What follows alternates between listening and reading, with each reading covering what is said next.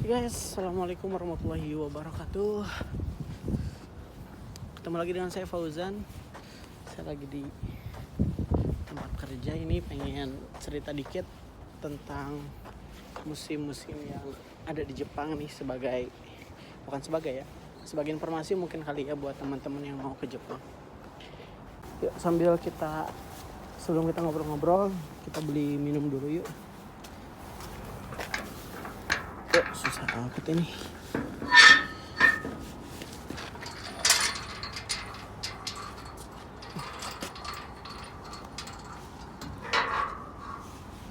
Ini dia, ada taman ya ternyata di belakang tempat kerja saya ini.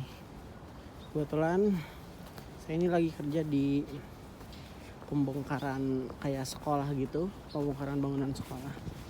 Nah itu udah ada jilong baik, kita beli minum dulu.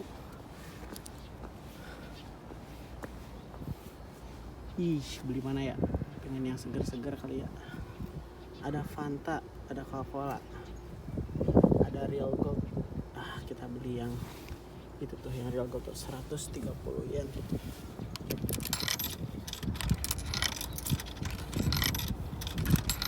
Oke. Kita ambil.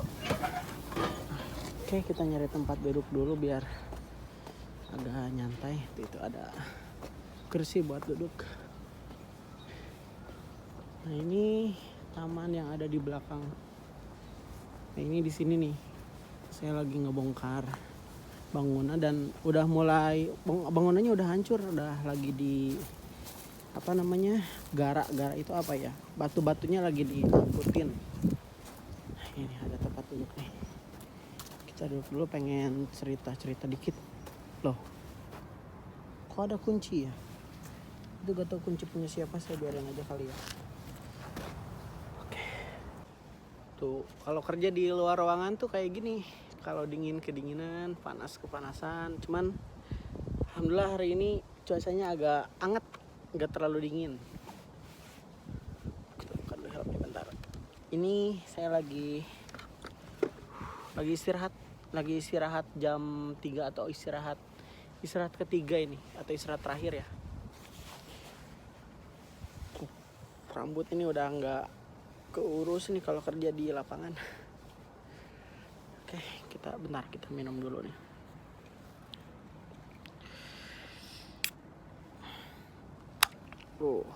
Bismillahirrahmanirrahim.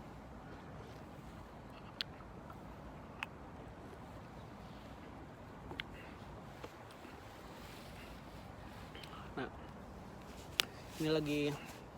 ini bukan baju tentara ya. Emang warnanya kayak tentara, cuman ini di Jepang tuh namanya yake, atau mungkin jas hujan ya. Jas hujan yang biasanya dipakai di musim dingin gitu. Karena ini itu punya fungsi buat anti angin, tapi nggak anti air, tapi anti angin. Jadi kalau ada angin gede itu nggak terlalu dingin. Makanya saya sering pakai ini. Ini harganya kalau beli tuh sekitar 500 sampai 600 yen lah. Terus sekitar 70 ribuan kalau dirupiahin. Nah, oke guys. Agak silau ya. Ini sekarang jam 3 sore. Saya pengen cerita dikit ya tentang hal-hal yang sulit mungkin buat orang Indonesia lakukan selama di Jepang. Itu pernah saya jelasin, ada 3 adaptasi yang harus cepat kita terapin. Itu pertama adaptasi bahasa di video sebelumnya ya, adaptasi bahasa, kemudian ada adaptasi makanan, dan ketiga adaptasi cara kerja orang Jepang. Dan yang keempat ini adalah adaptasi yang menurut saya cukup penting ya, apalagi kita tahu kalau Jepang tuh punya 4 musim ya. Indonesia kan cuma 2 musim, otomatis adaptasi ini cukup berat juga gitu, yaitu adaptasi tentang cuaca atau musim gitu di Jepang. Teman-teman tahu kan di Jepang tuh ada 4 musim. Ada musim musim panas atau biasa disebut dengan Natsu, kemudian ada musim gugur, Aki, kemudian ada musim dingin, Fuyu, dan musim semi, Haru. Nah, sekarang itu bulan 2 itu lagi ada pergantian dari musim dingin ke musim semi. Makanya ini cuacanya cukup hangat gitu. Selama di Jepang ini saya udah melewati 3 musim. Pertama datang itu pas musim panas bulan Agustus tahun kemarin, tahun 2022.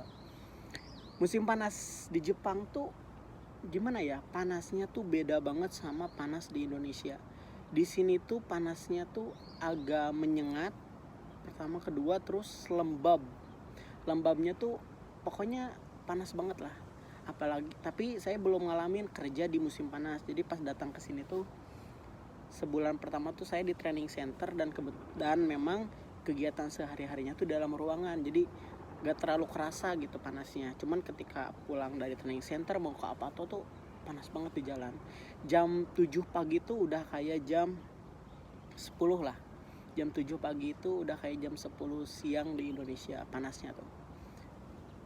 Terus setelah musim panas tuh baru ada musim gugur. Musim gugur tuh kisaran dari bulan Oktober, dari bulan September sampai dengan bulan November itu musim gugur. Nah, musim gugur ini tuh musim yang paling saya suka. Kenapa? Karena cuacanya anget, nggak terlalu dingin, sejuk gitu cuacanya. Terus pemandangannya indahnya kenapa? Jadi pohon-pohon tuh yang di atas ini tuh, yang gugur ini tuh, kalau pas musim gugur itu warnanya kuning, kalau nggak kuning orange. Itu yang mungkin nggak pernah saya lihat di Indonesia gitu. Yang oranye itu bukan satu pohon tapi semuanya oranye. Nah, yang paling berat itu yang saya rasain tuh di musim dingin, guys. Musim dingin di Jepang tuh sampai turun salju ya. Ya, turun saljunya tuh ternyata nggak semua wilayah Jepang turun salju. Jadi wilayah yang turun saljunya lebat tuh wilayah Jepang dari tengah ke atas tuh, dari mulai Nagoya ke atas sampai ke Hokkaido tuh turun salju. Cuman dari Nagoya ke bawah tuh daerah Osaka, apalagi Okinawa tuh nggak turun salju. Dan Osaka juga sebenarnya tahun-tahun kemarin tuh paling ketika musim dingin tuh kebagian dinginnya doang gitu.